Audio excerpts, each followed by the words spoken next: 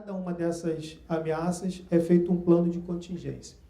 Então, ali, os senhores podem observar que nos naturais temos 21% para deslizamento, inundações. Boa tarde, senhoras e senhores. Em continuidade ao seminário Diálogos Regulatórios, daremos início ao painel 3, Prevenção e Gestão de Riscos nos Transportes Públicos de Alta Capacidade. Vamos compor a mesa do painel 3, convidando inicialmente o conselheiro da AGETRANSP, Vicente Loureiro, que fará a mediação do painel 3.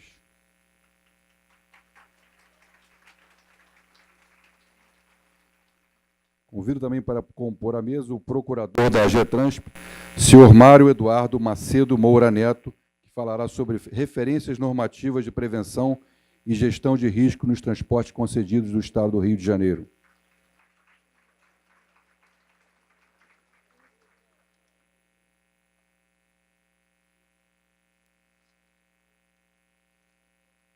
O senhor Mário Eduardo Macedo é bacharel em Direito pela Universidade Cândido Mendes, advogado e pós-graduado em Direito e Advocacia Pública pela Universidade do Estado do Rio de Janeiro e é procurador da AGETRANSP.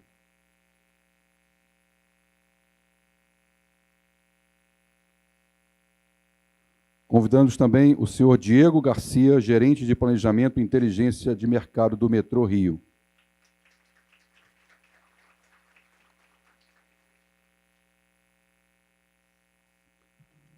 Diego Garcia, engenheiro de produção pela UFOP, especialista em estratégia e planejamento de negócios pela London University, MBA em controladoria e finanças pela UF, mestre em engenharia de transporte pela COP UFRJ, trabalha no grupo CCR há 9 anos nas áreas de regulação, engenharia, novos negócios e atualmente na área de gestão de contrato de concessão da CCR Barcas e CCR Via Lagos.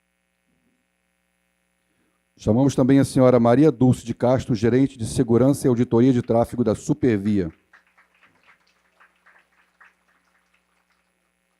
Senhora Maria Dulce é engenheira eletricista formada pela Universidade Gama Filho, iniciou sua carreira em 1979 como estagiária do curso técnico de telecomunicações da rede ferroviária, cursou MBA em gestão empresarial na Fundação Getúlio Vargas e atualmente exerce a função de gerente na área de segurança e auditoria de tráfego. Convido o senhor Tiago Terra, gerente da CCR Barcas.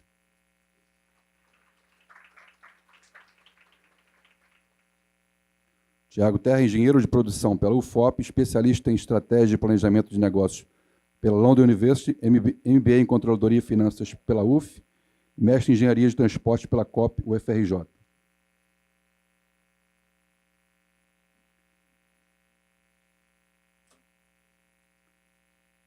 Lembramos que as perguntas podem ser feitas após a exposição, através de formulários que serão encaminhados à mesa. Cada palestrante terá 20 minutos e depois da palestra as pessoas poderão fazer perguntas nesse intervalo.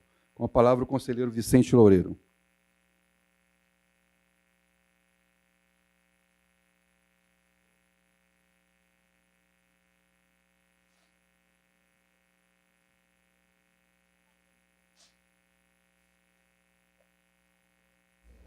Alô, alô? Alô? Boa tarde, senhoras e senhores. É um imenso prazer compartilhar com vocês mais esse painel, esse seminário, a esperança de que tenhamos um pouco mais de percepção, um pouco mais detalhada, mais objetiva acerca do que vem desenvolvendo as concessionárias no campo da prevenção e gerenciamento de risco. Para isso, eu queria, em primeiro lugar, agradecer muitíssimo a presença das concessionárias, que desde o primeiro instante se prontificaram não só em participar, mas em procurar apresentar da melhor forma possível esses seus esforços e, agradecendo, fazer também com que a gente compreenda o quanto é importante esse esforço e o quanto é muito bem recebida por nós essa disposição das concessionárias de enfrentar esse debate, enfrentar essa discussão, colocar a luz no tema, para que a gente possa buscar juntos formas de aprimorar nosso sistema de prevenção e gerenciamento de risco. Então, fico os agradecimentos e a expectativa de que a gente tenha, né, nesse pedaço de tarde, contribuições e perspectivas bem claras do que a gente pode e deve aperfeiçoar. Para começar, eu passo a palavra ao nosso procurador da GETRANSP, para que o Mário Eduardo Macedo Moura Neto, para que ele possa nos balizar, né, nesse painel, com as referências normativas de prevenção e gestão de risco nos transportes concedidos do Estado do Rio de Janeiro. Então, teremos uma primeira palavra, uma visão balizadora, né, do ponto de vista normativo, e depois as 3 visões operacionais de cada uma das concessionárias que opera o sistema de transporte de alta capacidade. Então, com a palavra, nosso Mário Eduardo. Obrigado, doutor Vicente Loureiro, nosso conselheiro da GETRANSP. Eu gostaria de iniciar agradecendo, primeiramente, ao presidente, conselheiro Murilo Leal, pela minha indicação para ocupar a Procuradoria-Geral da GETRANSP, e agradecer mais ainda ao Conselho Diretor por ter referendado o meu nome. É um orgulho muito grande que eu tenho. Tenho certeza que irei aprender muito e tenho muito a contribuir para a agência. Gostaria também de reiterar o agradecimento à Procuradoria-Geral do Estado por ter cedido espaço para essa discussão, sempre fomentando temas relevantes para toda a sociedade. Quando eu fui designado para tratar desse assunto, primeiramente eu ia mudar um pouco a vertente de normas de prevenção e gestão de risco, para poder falar um pouco sobre a alocação dos riscos nos contratos de concessão. Só que, tratando desse assunto, eu também concluí que, no final das contas, eu ia fugir muito do que é preciso neste seminário. Então, ontem, no final do dia, eu decidi que vou fazer no início, nessa alocação de risco no contrato de concessão, para depois embarcar na questão propriamente dita das normativas de prevenção e gestão de risco. Embarque e desembarque está dentro, exatamente. Foi uma pregadinha, um trocadilho. Mas, enfim, na realidade, a discussão sobre a alocação dos riscos nos contratos de concessão não é uma discussão nova, é uma discussão que já vem de muito tempo. E um dos pontos principais, né, e mais polêmicos dessa discussão seria sobre a expressão que consta lá no artigo 2º da Lei 8987, quando fala que o concessionário prestará o serviço por sua conta e risco, né? Posteriormente, a regra federal da 8987 foi reproduzida no âmbito estadual através da Lei 2831, que repetiu a mesma coisa no mesmo artigo, no inciso 2º. Tá? Peço desculpas aí pela apresentação, que está meio precária, mas o que importa é o conteúdo. E esse termo causou, durante muito tempo, diversos problemas nos contratos de concessão, seja de transporte público, seja de infraestrutura, em todos os âmbitos da federação, seja nos estados, seja na União Federal, porque isso causava uma interpretação literal e um pouco cartesiana e formal do que seria por conta e risco do concessionário. Ou seja, se entendia que o concessionário ia prestar o serviço assumindo todo o ônus da operação do serviço. E aí, quando eu digo risco do serviço, eu digo risco econômico, risco financeiro, técnico e também o operacional, além de outros riscos também. Já foi falado diversas vezes aqui, já desde cedo, sobre a matriz de risco, né? Que é um tema extremamente complexo, não é fácil, é um tema onde 2 mais 2 pode ser 5, 2 mais 2 pode ser 4, 2 mais 2 pode ser 3. Não é uma ciência exata, depende de muitas circunstâncias e muita ponderação nessa modulação que é feita lá no início do contrato de concessão, né? Um ato prévio.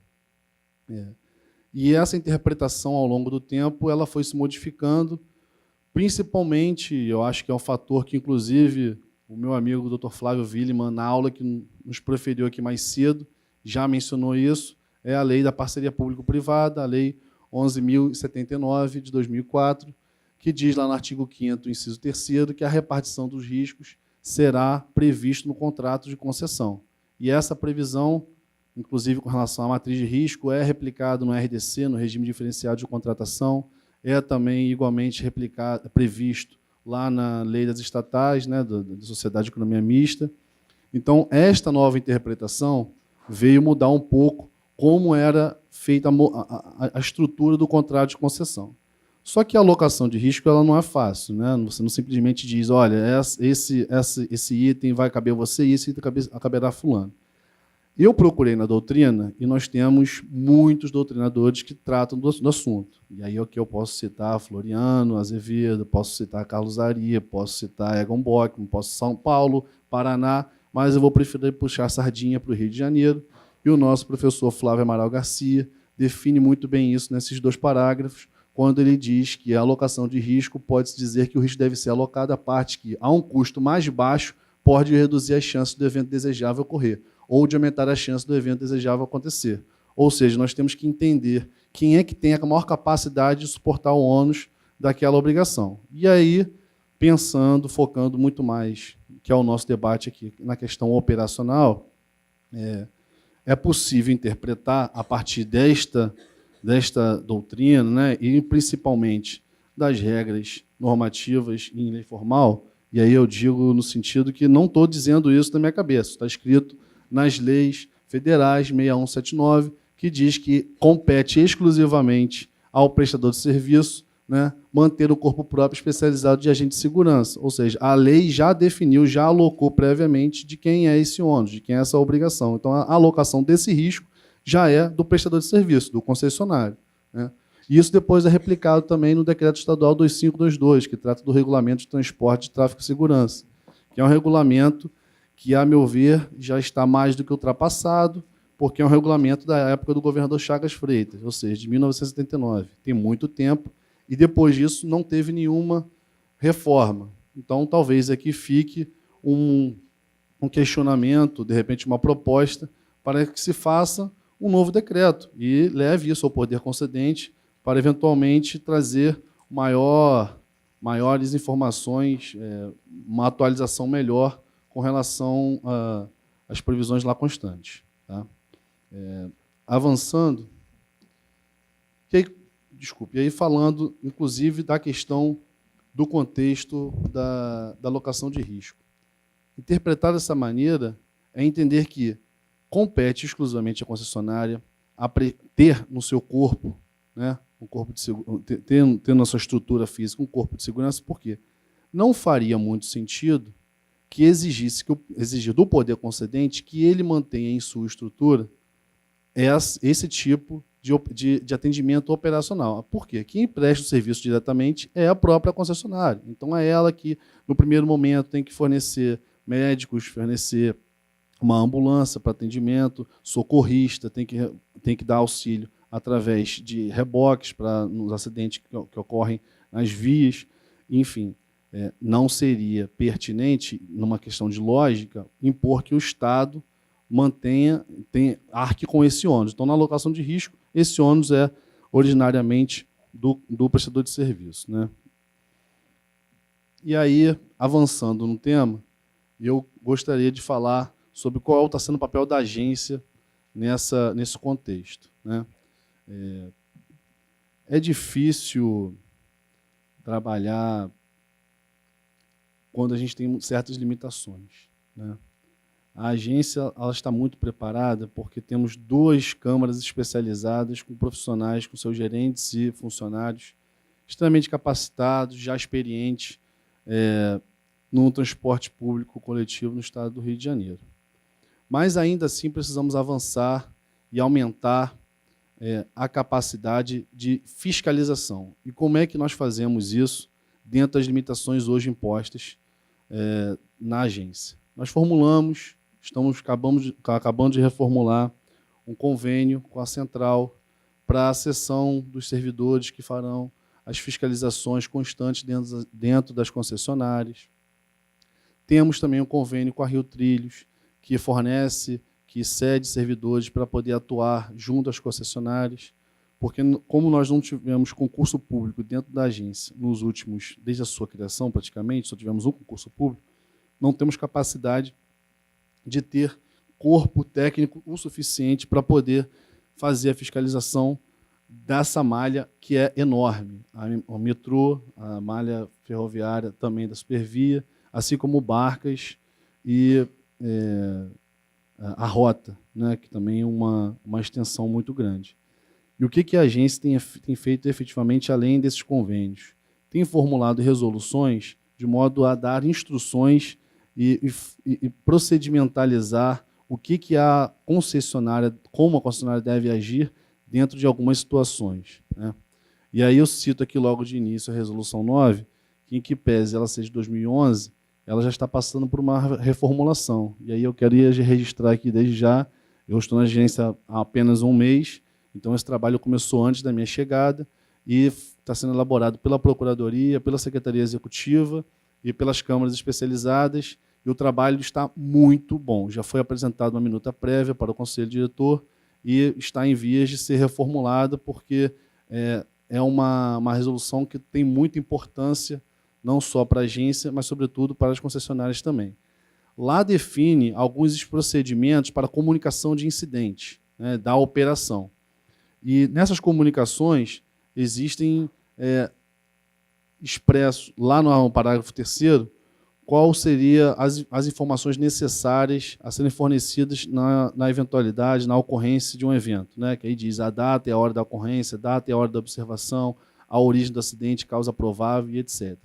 Essas informações são extremamente relevantes. Por quê? Não é apenas uma burocracia. Porque com base nessas informações aqui, nós podemos alimentar um banco de dados que nós temos dentro da agência e, a partir daí, começar a fazer uma reflexão sobre quais normas podem ser aprimoradas ou aperfeiçoadas, ou novas resoluções, para que se traga maior eficiência e resultado nessa gestão desses riscos de operação.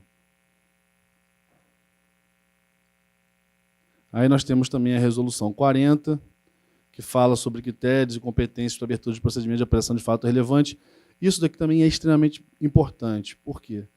Porque tem se constatado ao longo do tempo que diversos procedimentos, vários fatos relevantes da operação ocorrem e que a agência não deveria gastar tanto tempo como ela gasta hoje em dia. Então, para dar maior eficiência na análise, na apuração desses fatos, está sendo revisto também o modo como isso é encarado dentro da agência, para não ter que abrir processo regulatório de qualquer circunstância. E aí você tem que ter um ponderamento de razoabilidade, né, de proporcionalidade, até onde você vale a pena instaurar um processo regulatório para poder apurar um fato que aconteceu que não vai trazer nenhum efeito prático se você ficar fazendo aquela discussão reiterada e aplicando penalidades para a concessionária. E, do outro lado, nós temos fatos que, às vezes, passam despercebidos, mas que, na verdade, têm um impacto muito grande quando você coloca isso num globo geral. E aí essas informações vão sendo geradas justamente para poder dar formas que a agência possa, de fato, exercer o poder regulatório dela.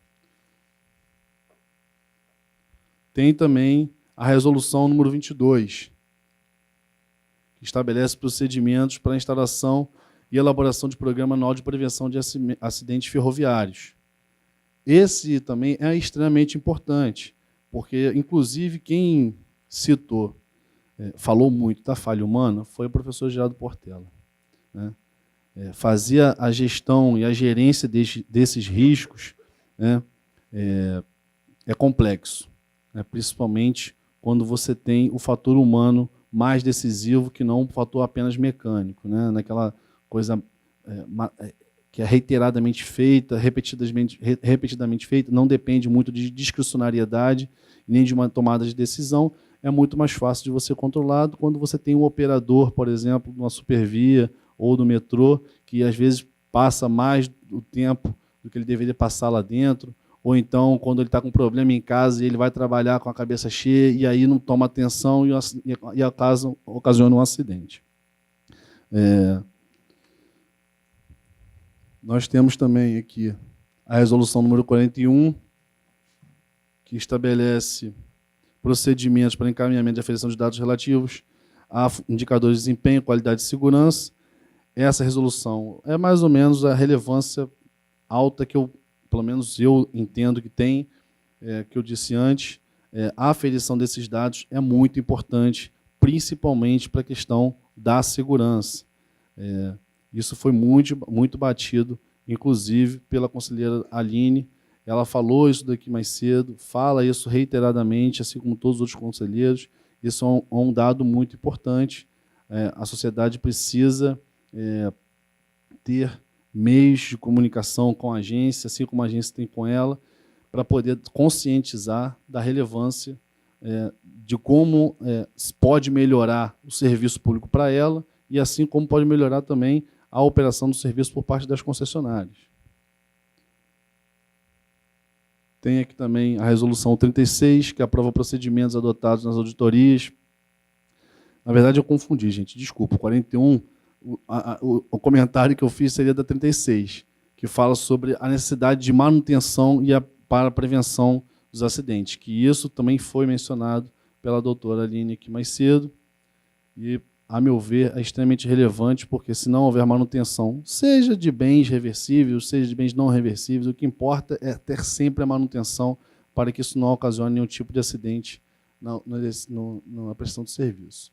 E a resolução número 11, que trata de obrigações das concessionárias para disponibilizar em tempo real imagens, informações de GPS e ACTs, de modo que isso também traga uma forma de gestão da agência sobre o concessionário, para dizer, olha, estamos percebendo que, reiteradamente, nesta faixa ou neste horário, seja de pico de usuários, seja em razão de violência, isso possa trazer uma proatividade que já é muito grande da agência em trazer soluções para melhoria na prestação do serviço.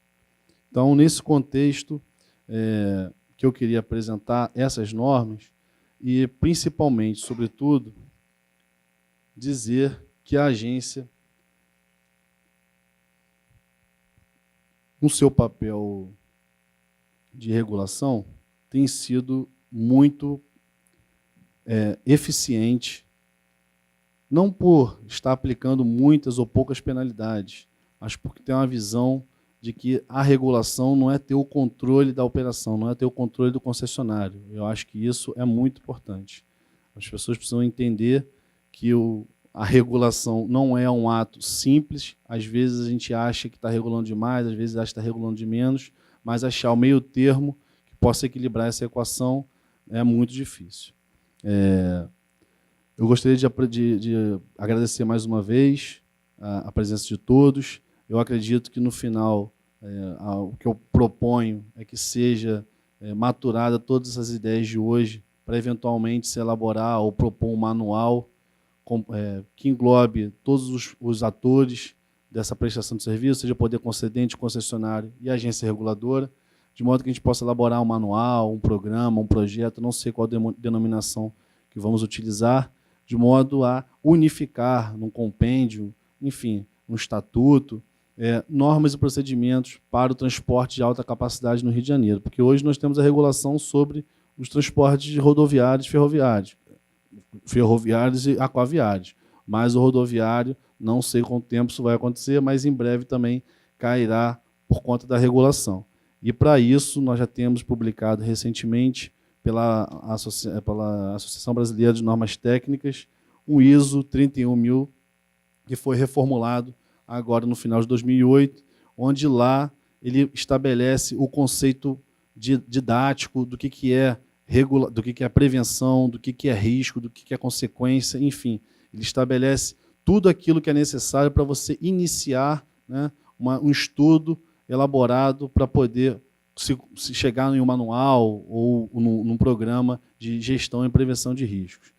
Eu iria citar aqui algumas normas de ANTT, ANTAC, ANAC, mas eu acho que isso vai fugir muito do escopo e eu preferi me conter aqui nas resoluções internas da GETRANSP e nas regras que nós temos no Estado do Rio de Janeiro. Então, eu agradeço mais uma vez pela oportunidade, agradeço a presença de todos e uma boa tarde. Vamos ouvir o restante da mesa, que eu tenho certeza que vai contribuir bastante para a nossa atividade. Obrigado.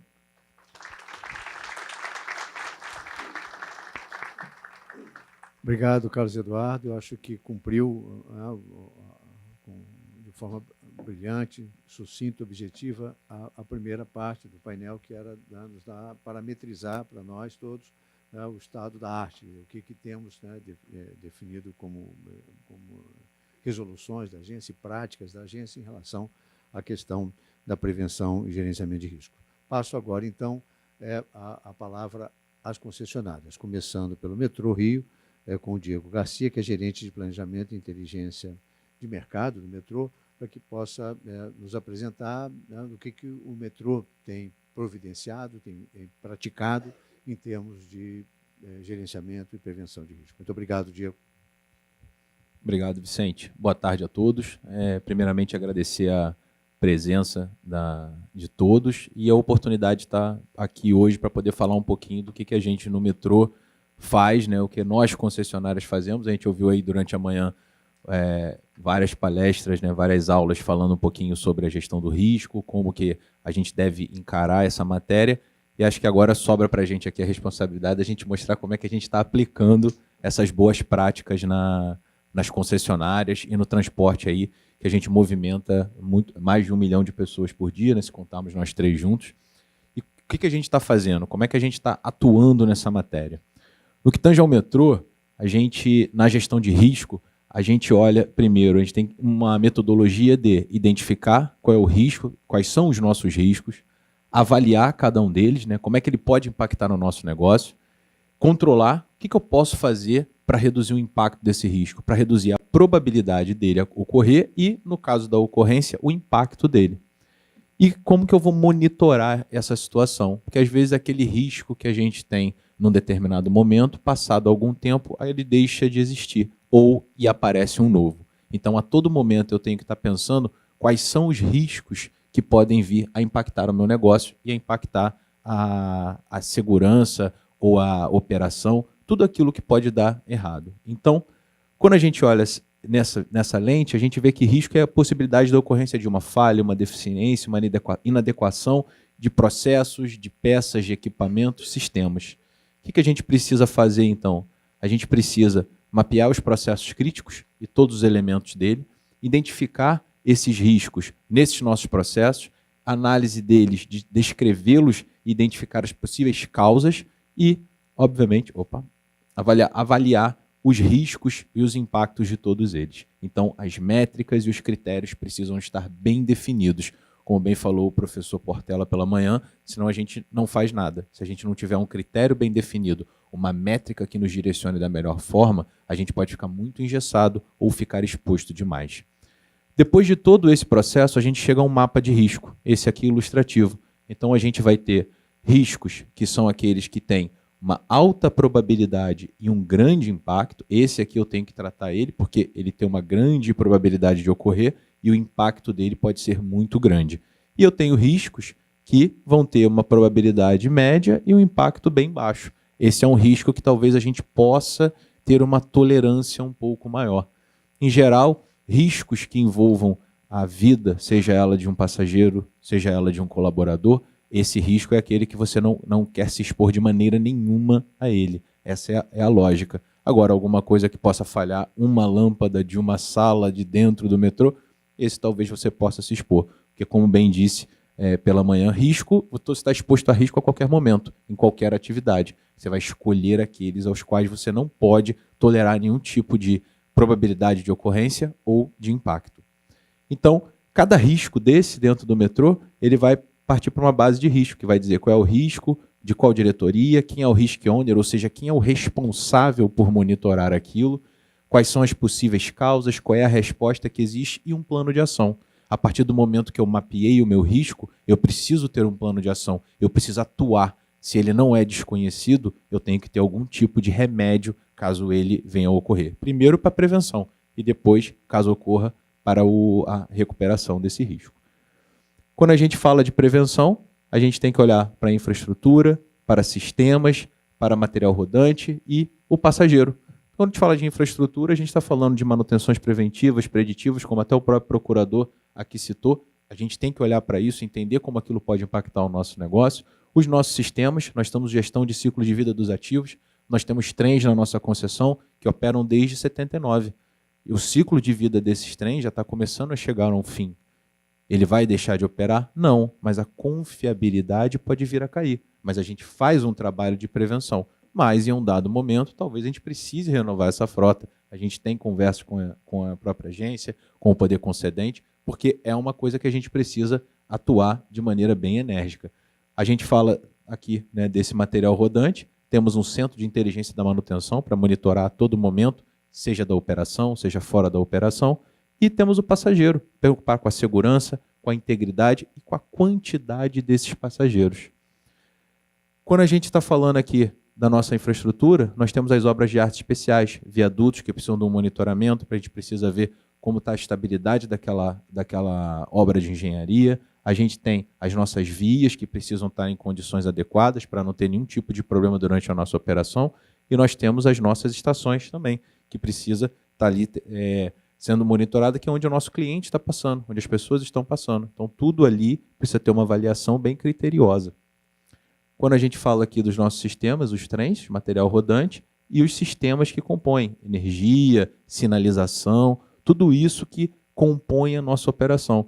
Porque às vezes a gente olha assim, acha que o metrô é o trem, a via, alguma energia e o passageiro, mas tem muito mais por trás, tem um backstage muito maior para permitir que aquele serviço consiga funcionar todos os dias. E o passageiro, que é parte fundamental.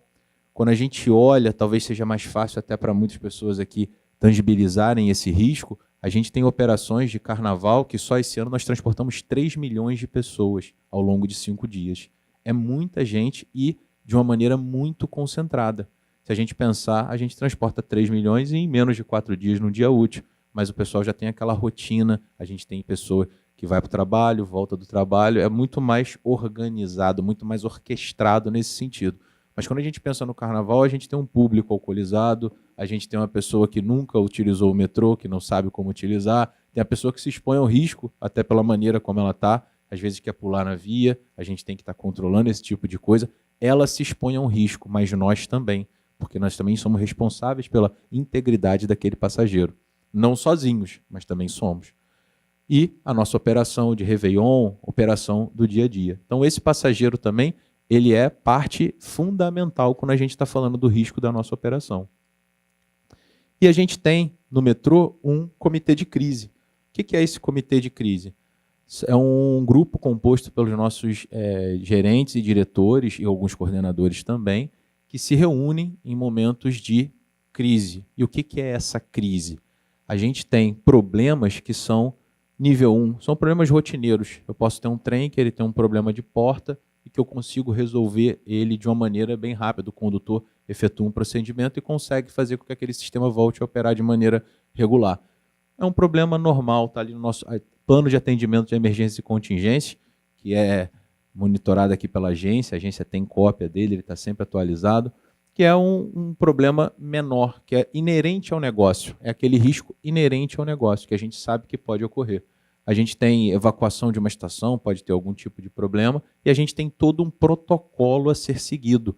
Por quê? Porque nesse momento a gente não pode confiar na criatividade. A gente tem que ter um protocolo a ser seguido para que a gente não tenha que tomar decisões que a gente já sabe que necessitarão de ser tomadas no momento em que é mais crítico, em que você pode ter ali um momento de euforia, se você tem passageiro, você tem a pessoa que está um pouco mais nervosa, então você tem que ter tudo isso mapeado e ter esse protocolo a ser seguido.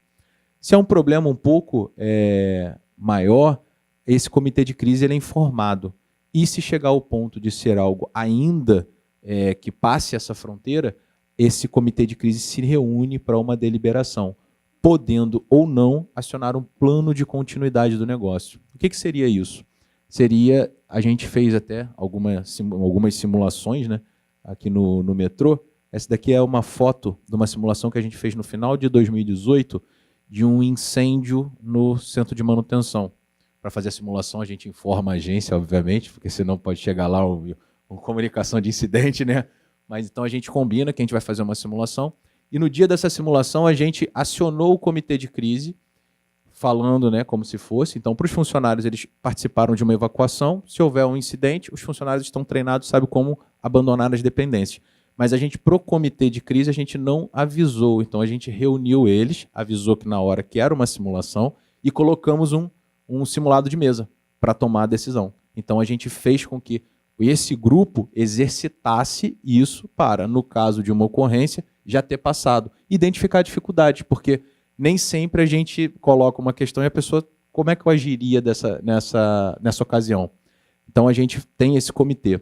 Esse comitê ele é composto pela gerência de comunicação, gerência de planejamento, gerência de gestão de ativos, tem gente da operação, gente da manutenção, comunicação. Por quê? Nesse momento de crise, a gente tem que informar a agência, por vezes temos que informar a imprensa, temos que fazer resolver a operação.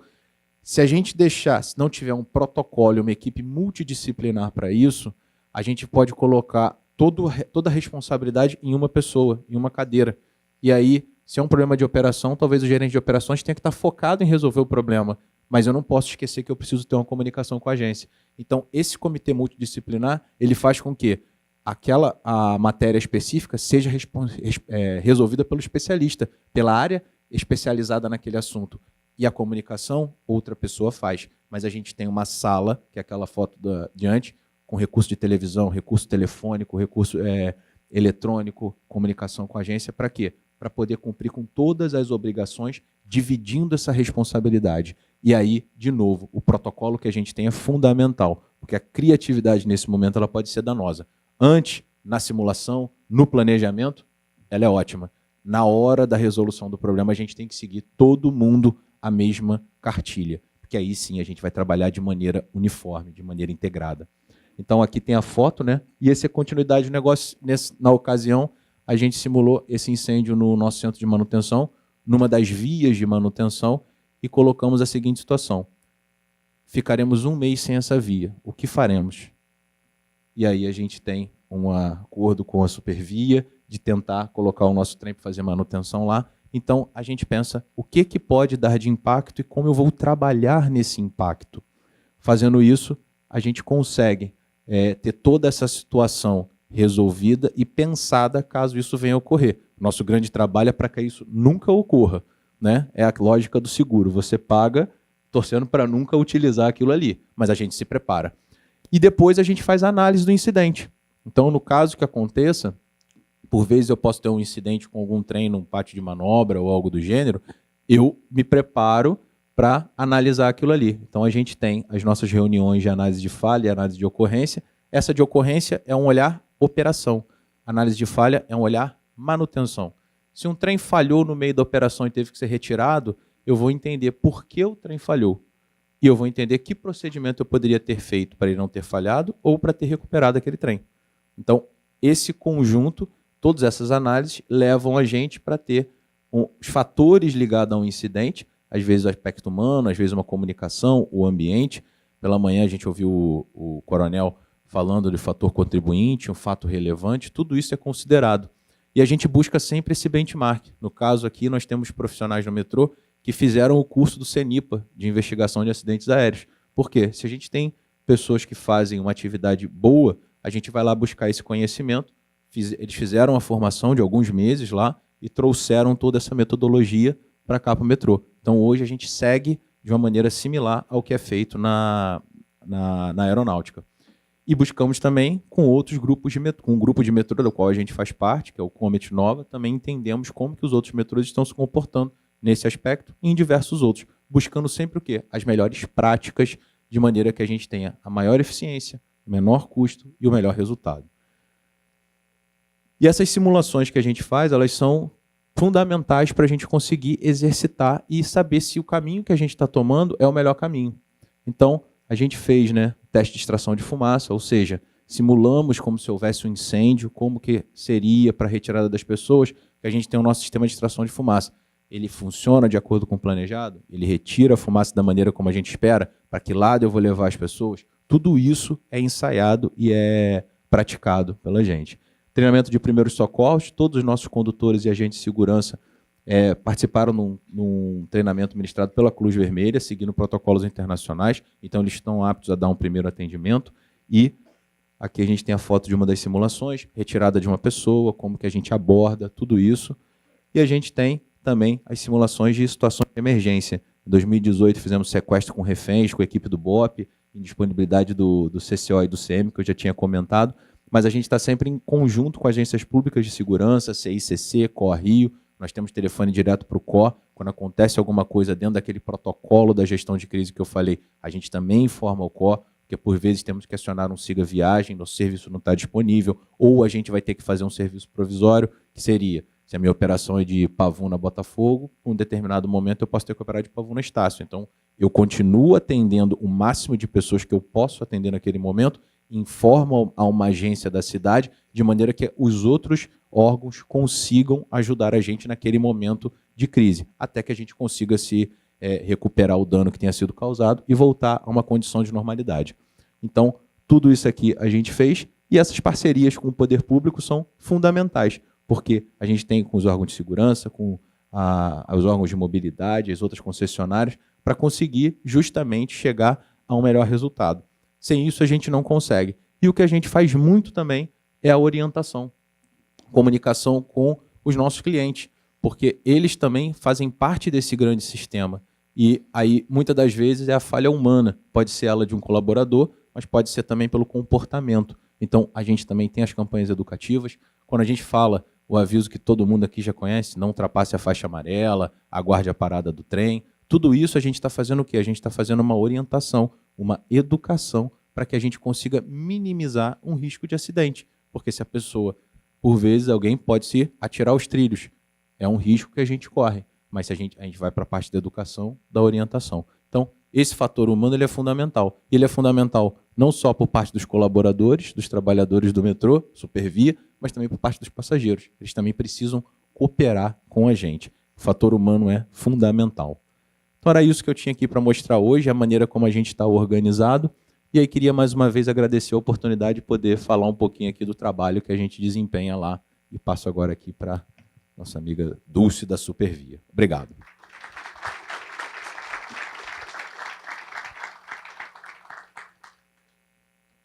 Obrigado. Boa tarde a todos.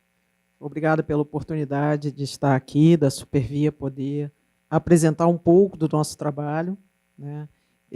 Eu acho que até aqui muito se falou e muito bem dito a respeito de toda a parte teórica e também prática, né? Que houve uma mistura de teoria com prática aqui, com o Diego Garcia do metrô, né? E a Supervia também vai falar um pouco mais também dessa questão da aplicabilidade das análises de riscos que são feitas, faz parte, né, do trabalho da gente.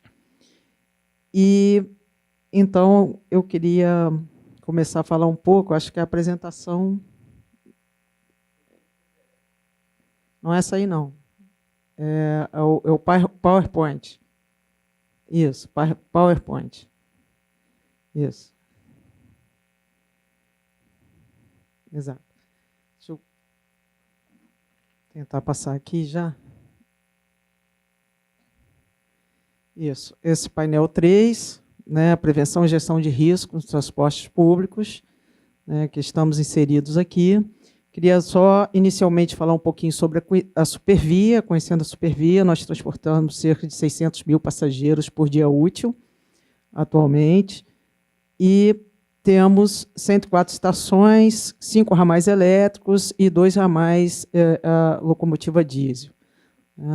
A Supervia tem 270 quilômetros de linha e fazemos cerca de 990 viagens por dia e atendemos a 12 municípios da região metropolitana do Rio de Janeiro e transportamos cerca de 1,5 milhão de passageiros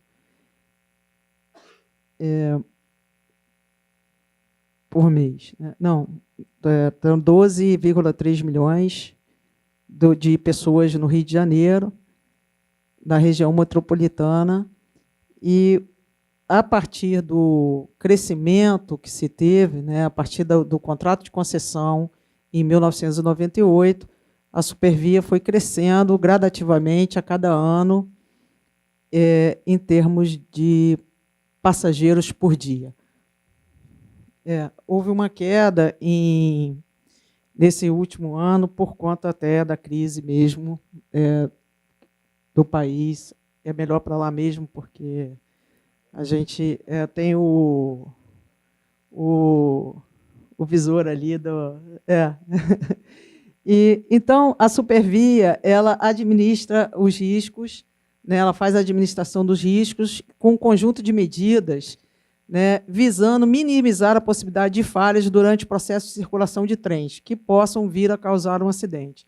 Essa análise de risco e essa administração dos riscos, ela é realizada por todas as áreas da empresa, né? Existe a área que eu trabalho, que é a área de segurança e auditoria do tráfego, porém, essa área jamais trabalha sozinha, ela tem que trabalhar em conjunto com todas as diretorias da empresa, que faz parte dessa, senão você não faz essa gestão dos riscos. Inclui também a gestão dos riscos relacionados ao comportamento dos passageiros, né, e o entorno da ferrovia. A gente vai ver aqui, o metrô tem um pouco mais de sorte, apesar de ter uma linha também bastante exposta, por ser enclausurado. Nós estamos totalmente expostos, né, e muitas vezes expostos a tiroteios e etc., tendo que parar a circulação por diversas vezes. Há semanas que temos que parar num determinado ramal todos os dias por conta desse entorno da ferrovia. Então, isso é uma gestão de risco também, né? Na área de segurança do trabalho, essa administração de riscos, ela passa por procedimentos de trabalho, por análises, qualificação, comportamento. Já na área de gestão do processo de circulação de trens, ela atinge bastante mais áreas, né, e procedimentos de gestão dos riscos no processo. Nós vamos ver cada um deles. Então, nós temos os procedimentos operacionais. Esses procedimentos operacionais visam a segurança da circulação de trens e eles têm que atender de forma ampla, né, esse processo de confecção de procedimentos. Ele, da mesma forma, ele determina toda a questão relacionada à visita aos setores, troca de informações, confecção propriamente dita de um procedimento operacional, ele precisa atender às necessidades das áreas, e distribuição para sugestões, depois alinhamento, e uma redação final, e não se efetiva sem um treinamento propriamente dito. Então, o regulamento operacional da Supervia é um desses exemplos, né, que traz todo o conjunto de normas e disposições fundamentais que regem a circulação de trens, para que ela seja segura, né. Temos também, assim como as demais operadoras, o plano de contingência para acidentes. Esse plano de contingência, ele prevê a atuação de todas as áreas da empresa num caso de acidente, o que cada um tem que fazer.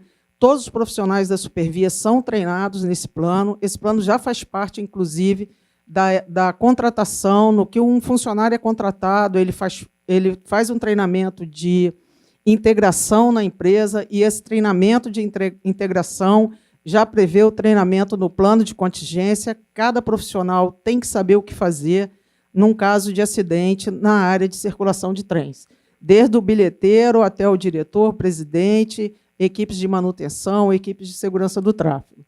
Esse plano de contingência, ele atinge a todos os profissionais da empresa, ele envolve todos os profissionais. Também temos, como exemplo, né, diversos manuais para trabalho na via, para evitar acidente com os nossos profissionais ao longo da malha ferroviária, e também esse de sinalização, que também tem o objetivo de evitar acidente com os profissionais ao longo da malha ferroviária. Nós fazemos os planos de treinamento, né, dentro dessa gestão de crise, dessa análise de crise e dos processos críticos, né, nós trouxemos aqui um dos processos críticos analisados é a questão relacionada aos maquinistas.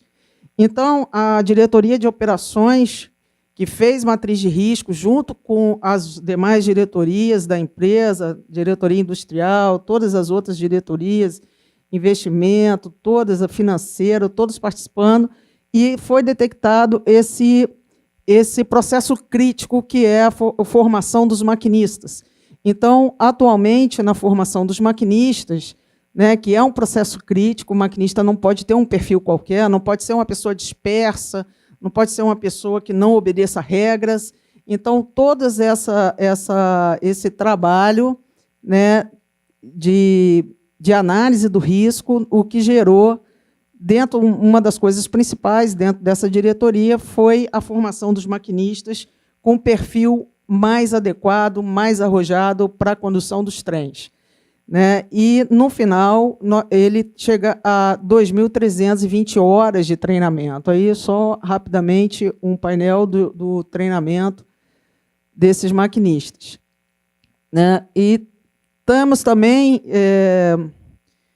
a Getransp citou aqui a questão da resolução 22, né, do Plano de Prevenção de Acidentes Ferroviários por Falha Humana. Então, em cumprimento a esse plano, nós temos o treinamento de reciclagem, né, de maquinistas, de condutores especiais, autos de linha. Aí é um exemplo desse treinamento de reciclagem dos conhecimentos dos maquinistas, além daquelas 2.000 e tantas horas de treinamento da formação. A cada 2 anos, eles passam por novo treinamento de reciclagem desses conhecimentos. Da mesma forma, os condutores de máquinas especiais e autos de linha também passam em cumprimento à resolução 22 da Getransp por todos esses treinamentos, né? Já existe um plano visando isso. Fora isso, nós temos também diversos treinamentos dos riscos inerentes ao sistema ferroviário, com diversos órgãos públicos, né? Aí nós temos treinamentos com Exército, com BOP, com Polícia Militar, com a Corpo de Bombeiros, Defesa Civil, fazemos treinamentos diversos, esses, para que... Qual o objetivo desses treinamentos?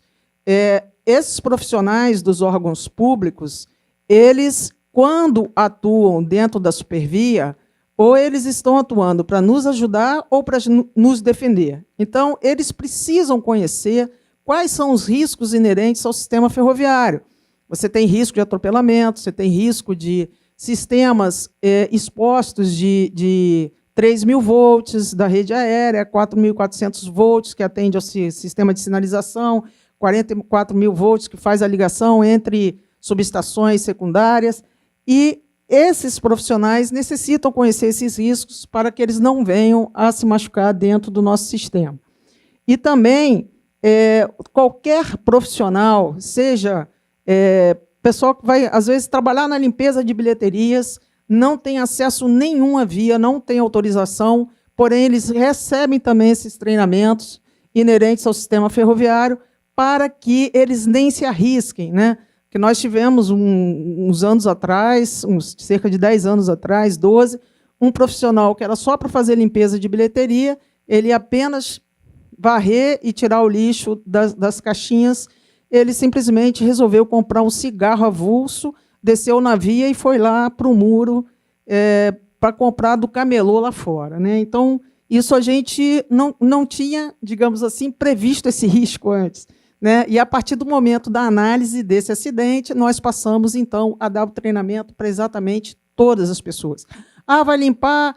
o banheiro do Centro de Controle Operacional vai passar por esse treinamento. Ele vai conhecer os riscos de caminhar na via e todos os demais riscos, porque a gente não sabe do fator humano o que ele pode inventar para se colocar em risco, né? Até anotei aqui, o conselheiro Carlos Corrêa citou a questão de atravessar a rua, né? Um acidente bem simples. Para atravessar uma rua, aí me veio até a sugestão, né? Um coleguinha de uma filhada com 11, 12 anos de idade, naquele auge do menino querendo aparecer frente às menininhas, né?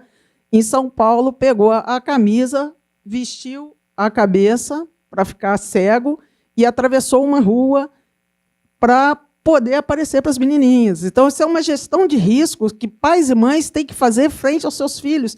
O menino ficou todo quebrado, com perda de massa encefálica, né? Se acabou todo por uma questão de querer aparecer na cidade, criança e tal. Isso é uma gestão de risco também que pais e mães devem fazer, porque isso é bastante importante. Temos aqui alguns treinamentos. Esses treinamentos são apenas pela área de segurança e auditoria do tráfego, são milhares de horas de treinamento por dia, todos voltados para a segurança da circulação de trens. A solução, fazemos também para treinar principalmente plano de contingência e todo esse trabalho em conjunto com os órgãos públicos, fazemos simulados constantemente. Também esses simulados, principalmente na época das Olimpíadas, que foi feito com BOP, etc., e aqui com o Corpo de Bombeiros, esse simulado gerou uma análise, né, de tipos de material de corte, porque na época viu-se que esse corte esse disco de corte não conseguia cortar aquele aço inox, né? Então isso tem um trabalho no Corpo de Bombeiros, acabou gerando um trabalho de um dos oficiais de pós-graduação, e que ele tem que vir à tona, que é uma das propostas nossas, de fazer esse trabalho conjunto em função desse último acidente que nós tivemos, né, e fazer também treinamento periódico e permanente, junto com o Corpo de Bombeiros e Defesa Civil, isso é uma das nossas propostas, de fazer esse treinamento permanente e periódico com as equipes, para que conheçam os riscos e a gente, em conjunto, estude todas essas partes de atendimento melhor possível e mais rápido possível dentro do setor ferroviário. Na época das Olimpíadas, nós tivemos muita preocupação com ataque terrorista, né? Foram feitos vários estudos de ataque terrorista no Exército, nós participamos e fizemos um simulado, a Supervia propôs, nós tivemos a ideia, né, a felicidade de ter a ideia de propor para o Exército esse simulado, que houve, então, a partir dessa nossa proposta de fazer um simulado de ataque terrorista, o Exército, junto com todas as demais forças de segurança, conseguiram fazer um estudo dos protocolos de atendimento num caso de ataque terrorista. Porque a gente sabe, e todas as pode passar... dá o ok? Um grupo de 3 indivíduos utilizando palavras em língua estrangeira, portando armamento pesado, realizando disparo contra os transeuntes da Avenida Marechal Alencastro e dentro da estação de Ricardo de Albuquerque. A partir daí, todos os órgãos de segurança começam a ser acionados. A cada momento, as informações sobre a situação no local do incidente são atualizadas. 30 vítimas estão próximo à estação de Ricardo de Albuquerque. Os bombeiros fazem o primeiro atendimento. As equipes encontram dificuldades de controlar a ação e o Exército é chamado. Nós estamos com o nosso CCTI em condições de ser empregado, caso haja realmente a confirmação desse pedido para que nós façamos o nosso emprego. Tudo isso aqui é um exercício simulado. Essas pessoas vão estar reunidas novamente durante as Olimpíadas e elas precisam estar prontas para atuar em situações como esta, que acabou de ocorrer. A Supervia foi quem pediu a ajuda do Exército para realizar o exercício, que é inédito e restrito à área de Deodoro. Muito importante esse treinamento, toda a preparação para ele, né? E o próprio evento em si, para agilizar no caso da necessidade de atendimento. Conhecer a equipe, difundir os protocolos de segurança e coordenar de forma eficiente os trabalhos. Então, a proposta que a Supervia fez desse simulado de ataque terrorista, pode passar para o próximo. A gente teve o próximo slide, pode ser daqui mesmo? O B? Isso.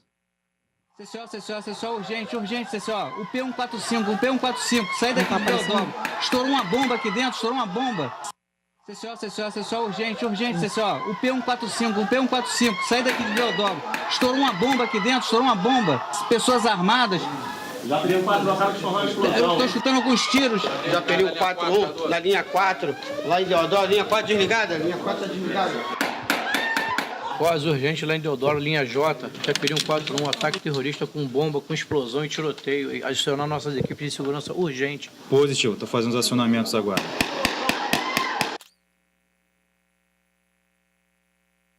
Então, esse treinamento foi possível o Exército trabalhar, Polícia Federal, Polícia Civil, Polícia Militar, todos os órgãos de segurança. Acho que pode fechar, que já deu o exemplo o próximo. Acho que tem que dar um clique. Isso. Então, também em atendimento à resolução da GETRANSP, as campanhas de acidente e passagem de nível. Então, essa campanha de acidente e passagem de nível, ela ocorre todos os anos, né, e tem também repercussão na mídia, grande repercussão na mídia. E essa repercussão na mídia, falou-se hoje aqui sobre a necessidade da ajuda da mídia nas questões relacionadas aos comportamentos, né, de passageiros, aos ensinamentos em si, né, ensinar coisas positivas. E a gente precisa muito desse apoio da mídia para esse tipo de ensinamento. Pode passar, por favor? É só para ter uma noção. De motoristas e pedestres nas passagens de nível aumenta o número de acidentes com trens. Para orientar a população, foi lançada uma campanha com conscientização desses riscos. Caio Alex explica para a gente. Pode rodar. Esse acidente aconteceu na passagem de nível, que fica no bairro de Jardim Primavera, em Duque de Caxias. O trem está seguindo viagem e o piloto da moto não consegue parar. Ele se choca com a lateral da composição e cai no chão. Pode passar adiante, pode fechar. Só para dar uma ideia, essa repercussão na mídia ela é importantíssima para a gente poder trabalhar, porque quando a mídia filma e coloca na televisão, esse ensinamento ele passa para milhares de pessoas. Então, isso é importantíssimo que aconteça, esse apoio da mídia nessas campanhas de segurança que fazemos na ferrovia. Né? Os simulados têm esses objetivos, no final, de verificar as melhorias do processo, assim como tem. A gestão de mudanças, quando há alguma mudança de procedimentos, nós emitimos documentos e fazemos esses avisos aos maquinistas para que não tenhamos nenhum problema relacionado a não saber aqueles processos. Temos análise de acidentes e incidentes, fazemos. Aqui, esse acidente me lembrou, houve alguém que falou sobre a questão de acidente em atropelamento na via, e esse acidente de atropelamento, esse relatório, esse caso específico, foi um caso que a Supervia fechava o muro, iam lá e abriam. Existe uma passagem de pedestre a 100 metros de um lado e uma outra passagem subterrânea a 100 metros também, tanto na inferior quanto na superior. A Supervia ia, fechava o muro e o tráfico de drogas abria. Né? Aí fechava, teve até uma ata notarial com o cartório presente, fechou, abriram de novo, eles derrubavam. E aí, infelizmente, então, nessas questões de avaliar a matriz de risco, tudo que fazer, Estado fazer, tem que ver essa questão da insegurança no entorno da via. Né? A engenharia de instalações, vou fazer rapidamente aqui.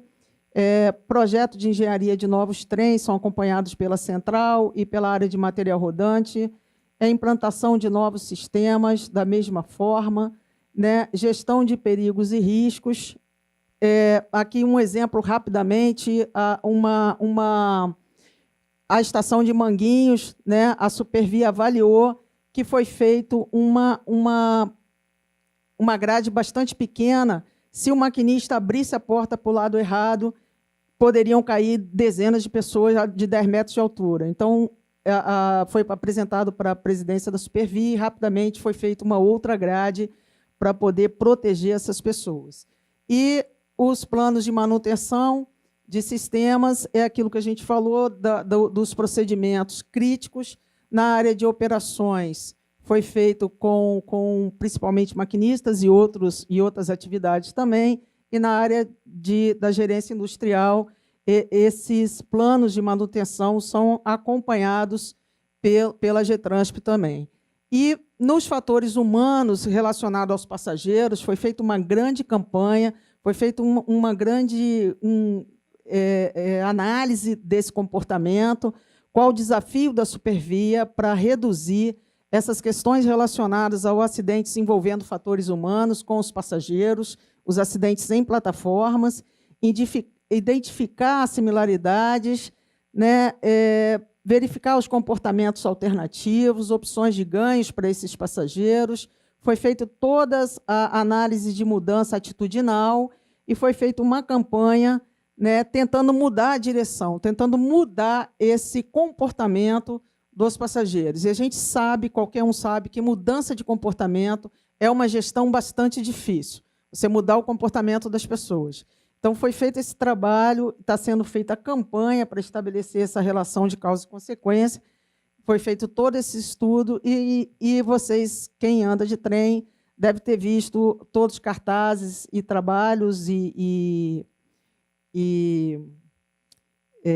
avisos nas estações e também a adesivação de alguns trens para completar a campanha. E finalizando com o dizer final da campanha, que é sem cuidado, a vida não faz sentido. Muito obrigada a todos e vamos...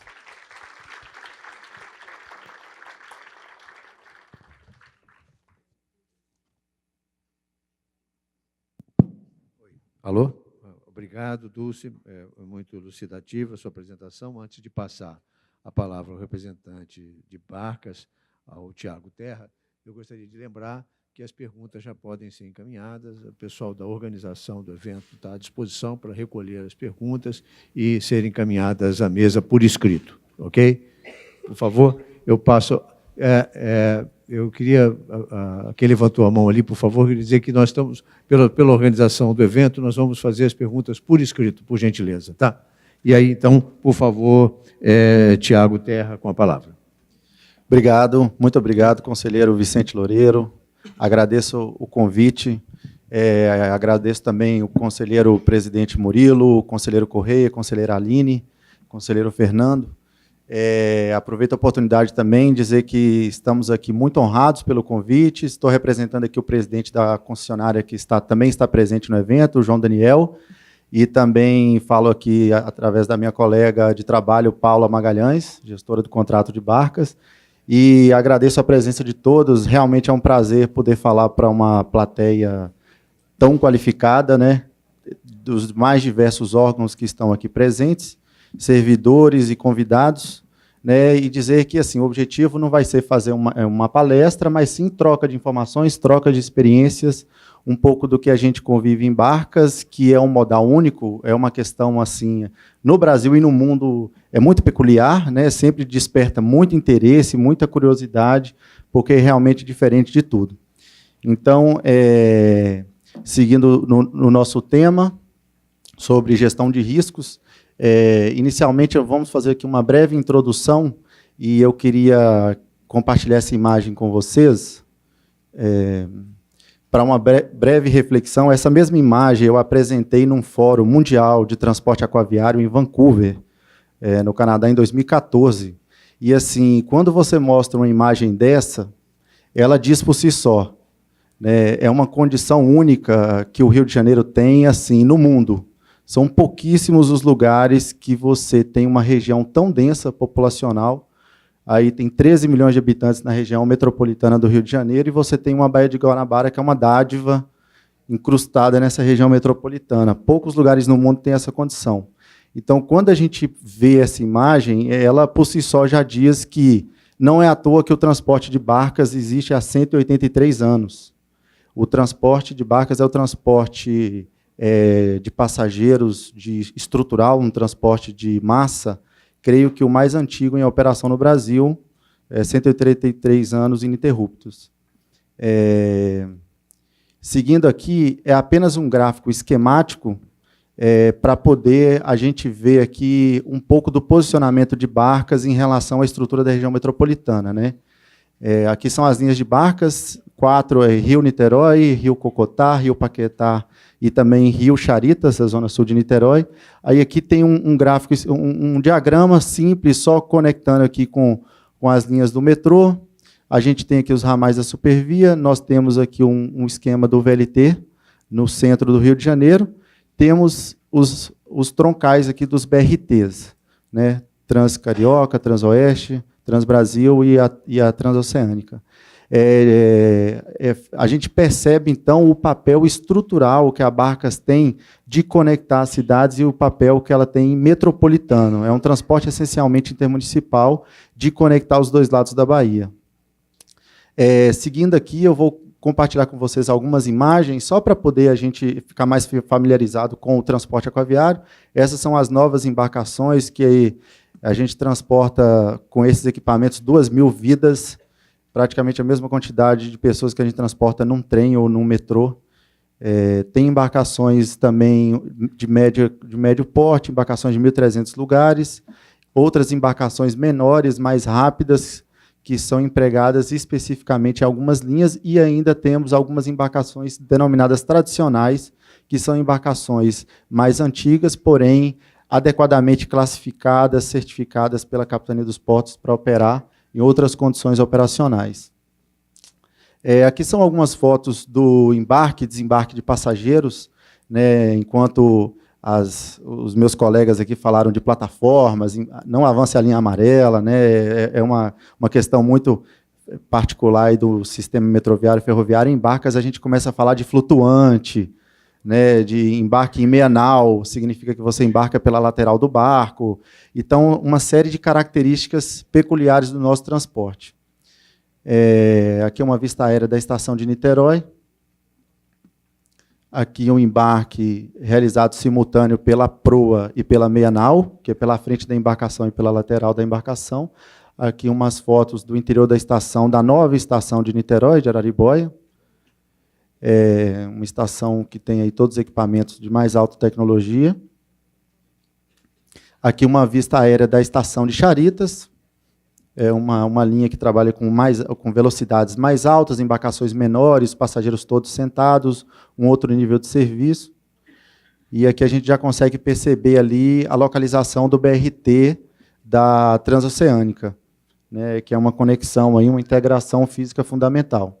Essa introdução, aqui só algumas fotos, é mais para a gente poder familiarizar com o nosso transporte antes de entrar no assunto da gestão de riscos. Em 2013, a gente chegou a transportar 30 milhões de passageiros no ano.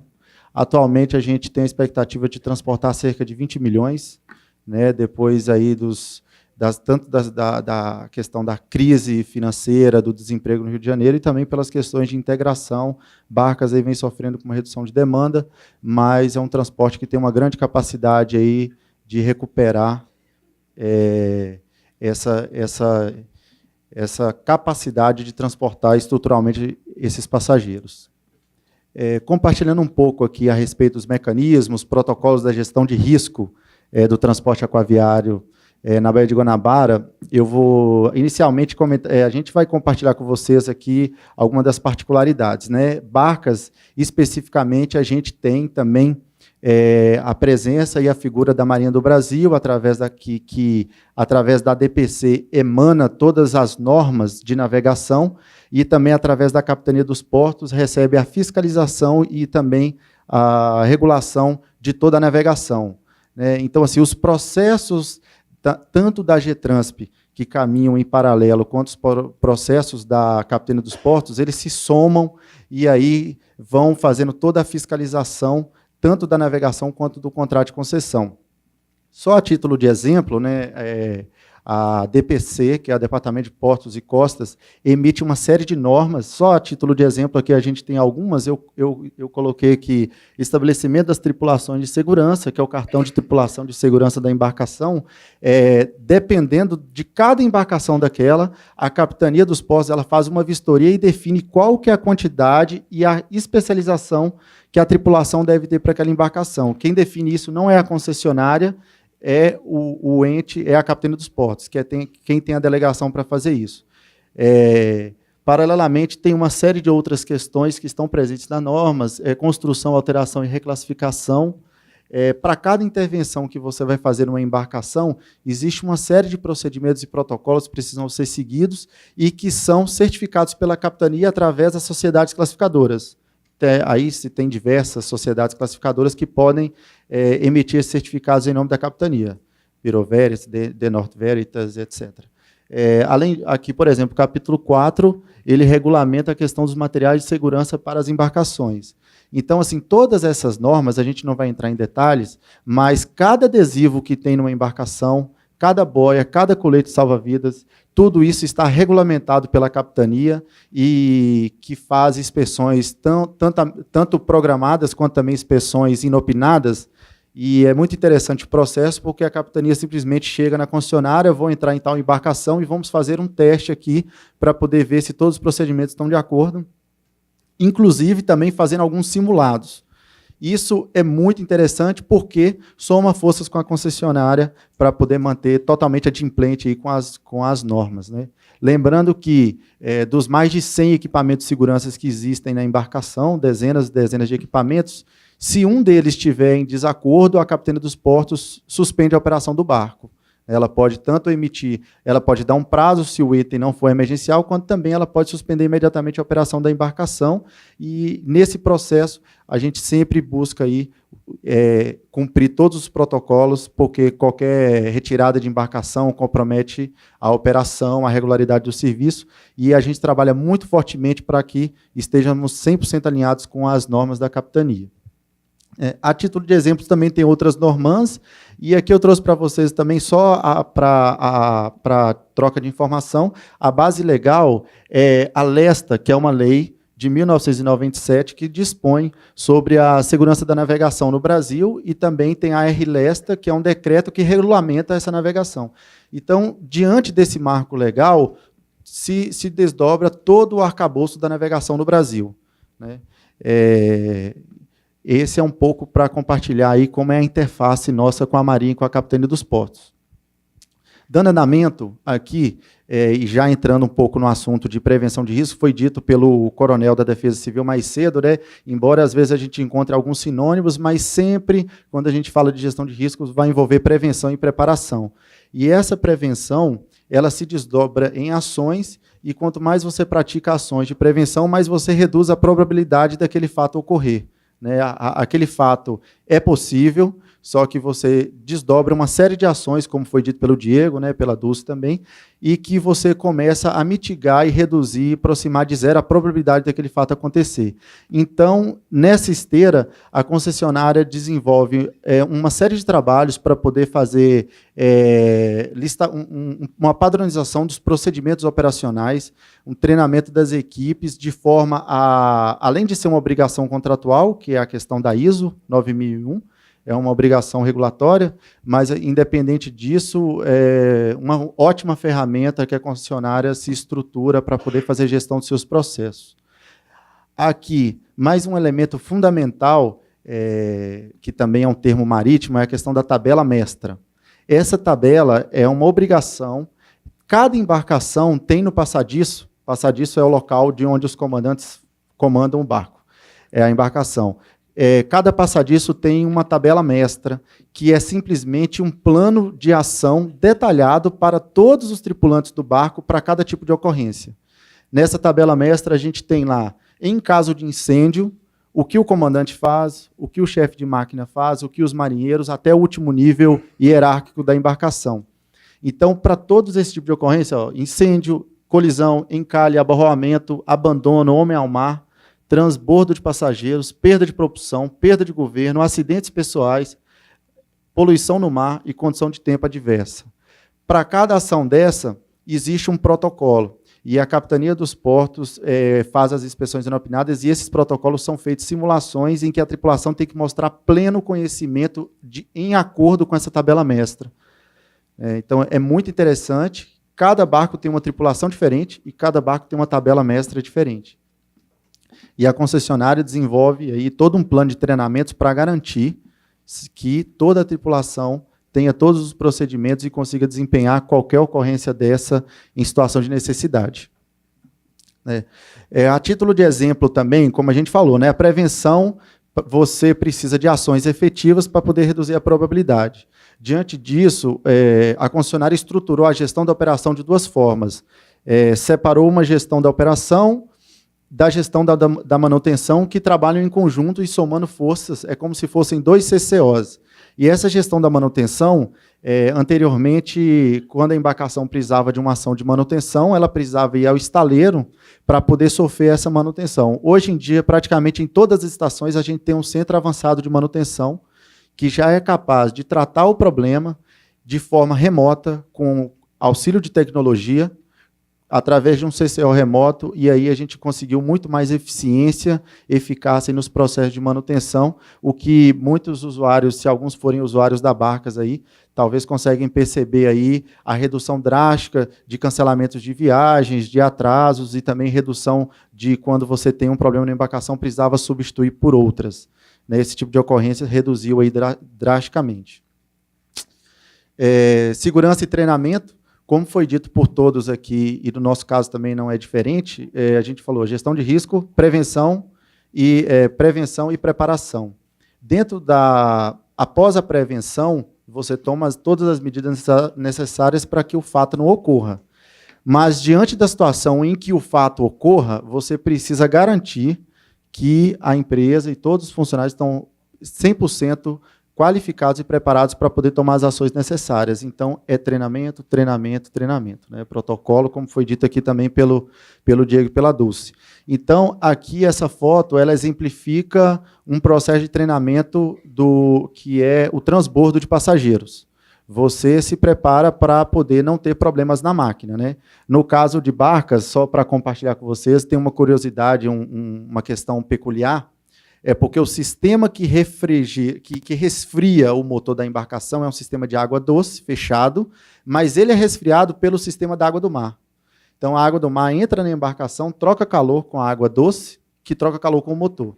Só que o que acontece? Como na Baía de Guanabara a gente tem uma grande quantidade de lixo flutuante, esse lixo, quando ele entra na tubulação da embarcação, ele dá superaquecimento. E aí, com superaquecimento, a embarcação tem que trabalhar com uma velocidade muito baixa até chegar na estação, parar a embarcação para fazer a retirada desse lixo.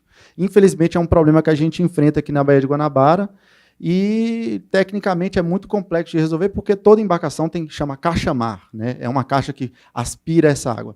Então, assim, diante dessa situação e que volta e meia ocorre, não é uma questão de manutenção, mas é uma questão de nossa realidade Baía de Guanabara, a gente tem que estar preparado para, quando ocorrer o fato, a gente ter o menor impacto possível.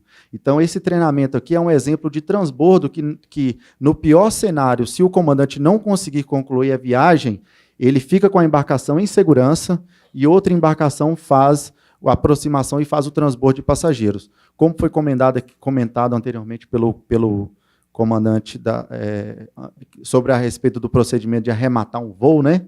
Eu não sou da área, mas assim, também a gente fica com receio, mas como ele mesmo comentou, é um procedimento normal. Se tiver que acontecer, ele precisa acontecer. Então, da mesma forma, na Barcas, é um procedimento, e se tiver necessidade do comandante entender que ele precisa acontecer, ele é o mais adequado para preservar a segurança e a vida. Né? Aqui são algumas outras imagens de treinamentos teóricos e treinamentos práticos, seguindo umas outras imagens também para compartilhar, treinamentos teóricos, treinamentos práticos ali de incêndio, de combate a incêndio. Aqui, como foi dito também anteriormente, a concessionária faz uma série de parcerias com órgãos competentes para poder proporcionar para a tripulação e para a nossa equipe um treinamento adequado. E a gente tem simulação com cães, também tem uma simulação com o BOP. Inclusive, hoje, acredito que nesse momento está tendo uma simulação na Baía de Guanabara, um treinamento, uma simulação em que o BOP está fazendo uma simulação de um resgate de uma embarcação. Então, assim, esse é um processo contínuo, é um cronograma extenso de treinamento que tem, realmente não tem fim, ele precisa ir renovando e acontecendo a todo momento. Também tem 2 pontos que eu anotei aqui que eu não gostaria de deixar de falar a respeito dessa interface que a gente tem com os órgãos e também com a AGETRANSP sobre a questão da regulação, e tem 2 pontos que eu acho fundamental, inclusive porque eu acompanho na prática, é o papel da agência, que a agência tem de forma muito ativa na melhoria dos protocolos, inclusive de segurança das concessionárias, né? Diante de várias oportunidades, reunindo aí com a Câmara Técnica, aí, na presença do Zé Luiz e também com outros servidores da agência, a gente tem a oportunidade de rediscutir alguns procedimentos.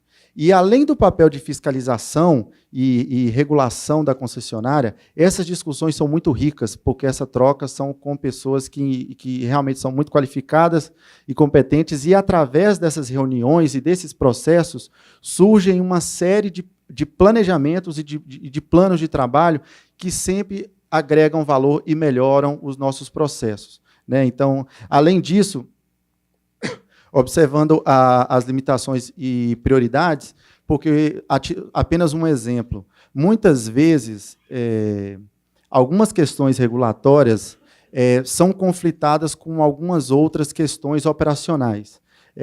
Por exemplo, o contrato de concessão tem lá exigências de horários, de cumprimento de horário, de número de partidas. Porém, na prática, a gente percebe que tem muitos protocolos de segurança que, no nosso caso, o comandante ele precisa observar, ele precisa seguir, ele precisa ter o tempo qualificado para poder garantir a melhor tomada de decisão, e, às vezes, em prol da segurança, algumas outras questões são decididas posteriormente, porque a segurança vem em primeiro plano. E, de forma muito qualificada, eu diria, a agência entende muito bem isso, inclusive um procedimento que a gente implantou nas barcas existe sim um horário de saída da embarcação, porém o comandante ele tem uma flexibilidade, porque ele tem um protocolo, ele tem uma série de ações que precisam ser pensadas e conferidas antes dele partir com a embarcação. Então pode ser que ele saia com 1, 2, 3 minutos de atraso, e a agência entende muito bem isso, considerando a questão técnica e de segurança que está envolvida. Então, esse ponto eu tive muito presente na agência tratando desses assuntos, e eu acho que assim, a maturidade que esses itens atingiram na agência é louvável, é muito bacana mesmo, né? Seguindo aqui, mais uma outra foto que é um exemplo de navegação sem visibilidade. A Barcas é um modal que raramente ele interrompe sua operação, pode, mesmo com ressaca no mar, problemas climáticos ou até mesmo com falta de visibilidade, os equipamentos eles são preparados, e inclusive os comandantes são preparados para operar sem visibilidade, conforme uma aeronave também. Por fim, aqui tem algumas fotos de simulação de homem ao mar.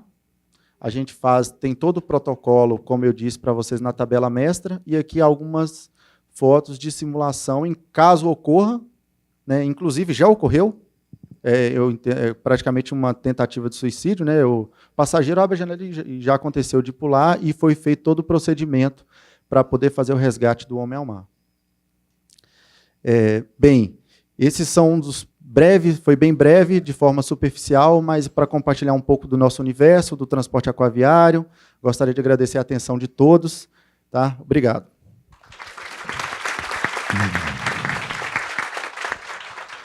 Muito obrigado, Tiago Terra. Vou passar direto às perguntas. Nós temos 2 perguntas dirigidas ao procurador Mário Eduardo, a quem eu passo a palavra, depois 2 para o Diogo e 5 para a Supervia.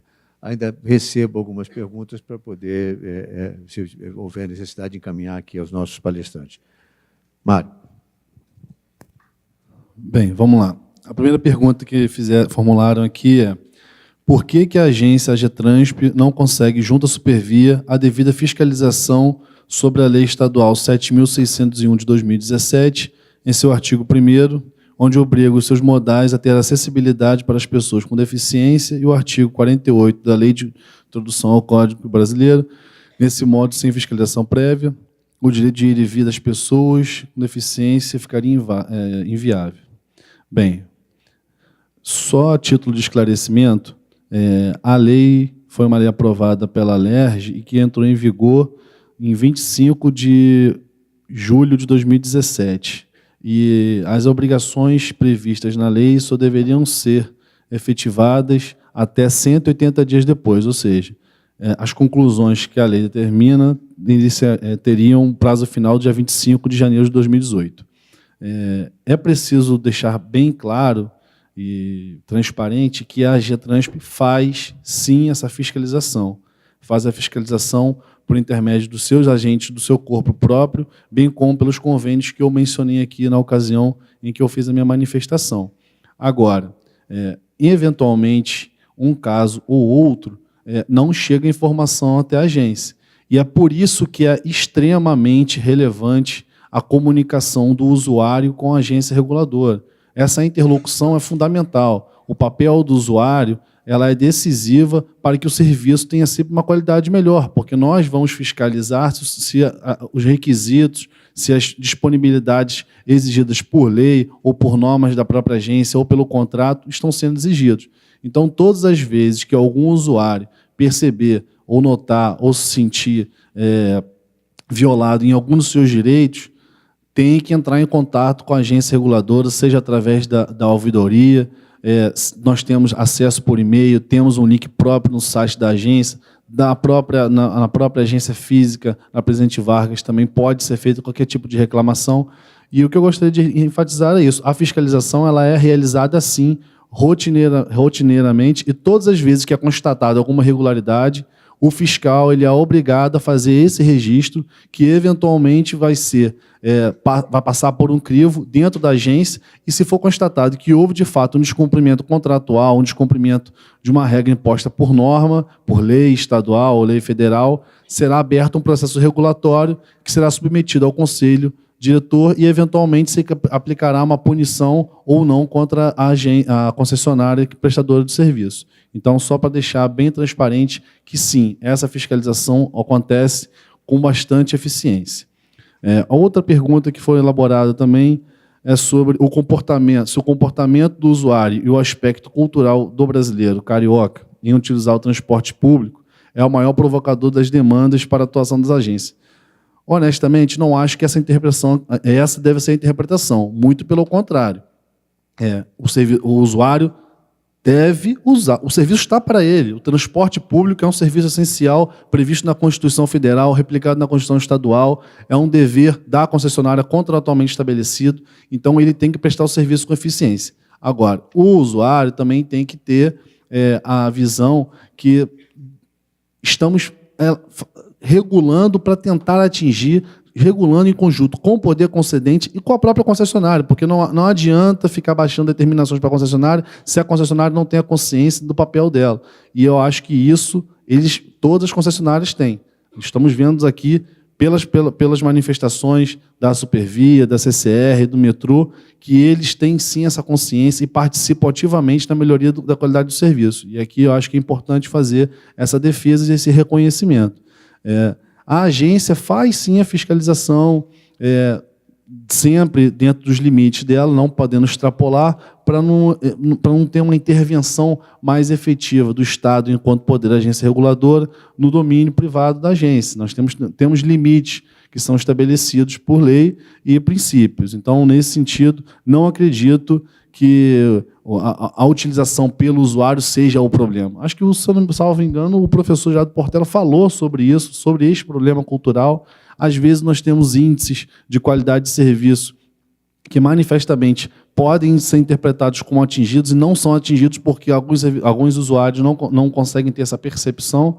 Eles acreditam que o serviço tem que ser sempre melhorado, mas, de qualquer forma, é o que eu enfatizo, o usuário tem que ter sempre o canal aberto para falar com a agência. E esse canal está sempre à disposição, inclusive está já em estudo, em elaboração de uma metodologia mais eficiente do contato da agência com o usuário, para melhorar o contato, para disponibilizar a facilidade, sem precisar de uma burocracia muito grande. O usuário tem que mandar uma mensagem objetiva.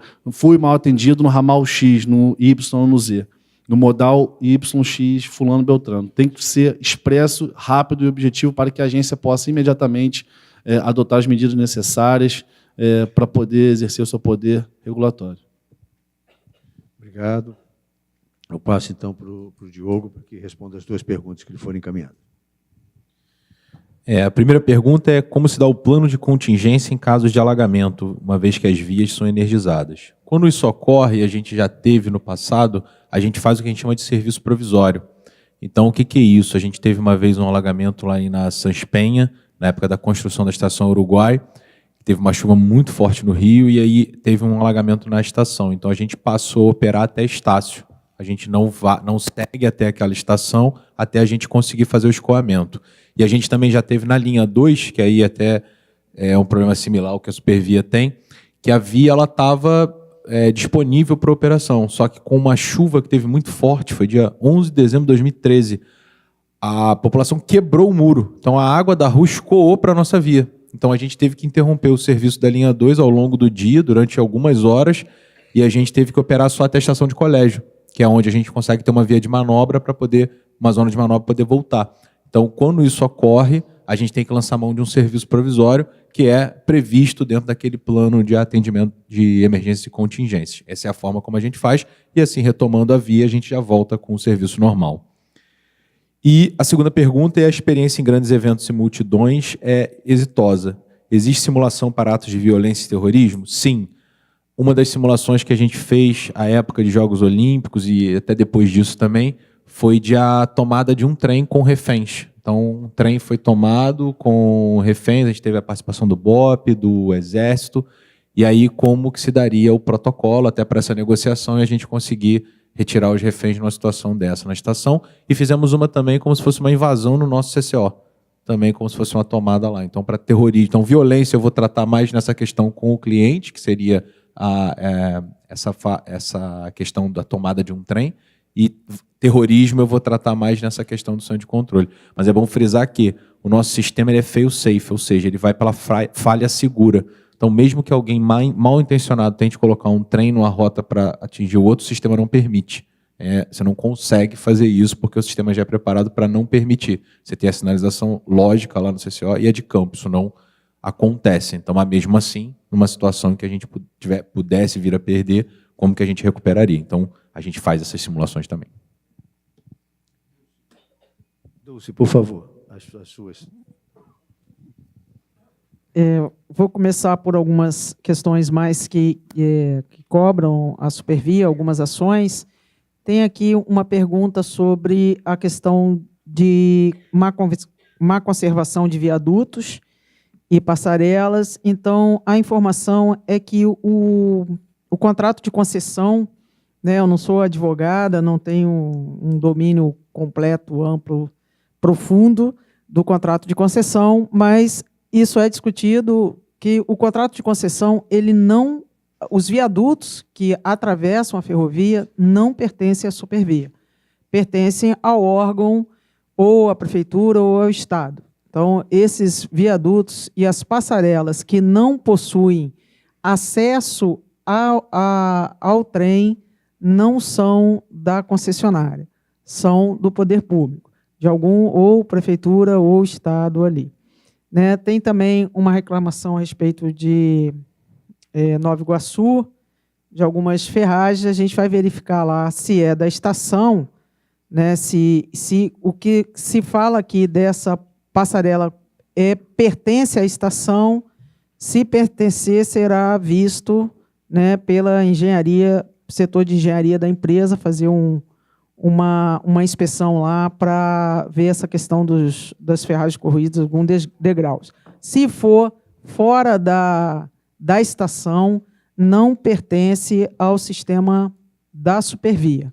Tem que ser o poder concedente e o poder público, né, ou prefeitura.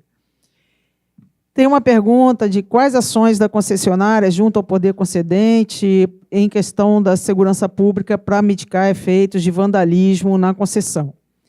Bom, a Supervia tem diálogos constantes, né, com os órgãos de segurança e também com a Getransp, procurando algumas soluções, né, e essas soluções muitas vezes necessitam de investimentos nas comunidades no entorno. Teve uma época que teve um grande investimento na região ali de Manguinhos, inclusive a estação foi colocada no alto, a 10 metros de altura. A estação Manguinhos diariamente tinha tiroteio. Você chegava na estação Manguinhos, tinha o muro era crivado de balas de ambos os lados, porque era uma luta entre o tráfico e os órgãos de segurança. E, inclusive, as casas, né, foram afastadas, foi criado ali um grande parque, né, para tentar minimizar essa violência, porque antes até vendiam como a pessoa no muro, né, da comunidade, com uma varinha de pescar, vendia droga para quem estava na plataforma da estação. Né? Quem não conhece a realidade da malha ferroviária, né, das comunidades no entorno, às vezes, né, não anda de trem, não conhece essa realidade que muitas vezes é dura. Né? Ontem mesmo eu estava comentando que todas as 5 vezes que eu fui fazer algum trabalho em Tancredo Neves, tive que me esconder atrás da roda do trem por causa de tiroteio naquela época. Então, existe esse trabalho, né? E a questão perguntada aqui da mitigar efeitos de vandalismo, né? A Supervia tem algumas ações educativas nessas comunidades, contrata diversos profissionais dessas comunidades para ter uma relação mais amigável, procura ter uma relação mais amigável. Porém, a gente sabe que questões relacionadas à violência urbana, né, ela independe de ações da Supervia. Tem que ser ações muito mais amplas para resolver esse problema.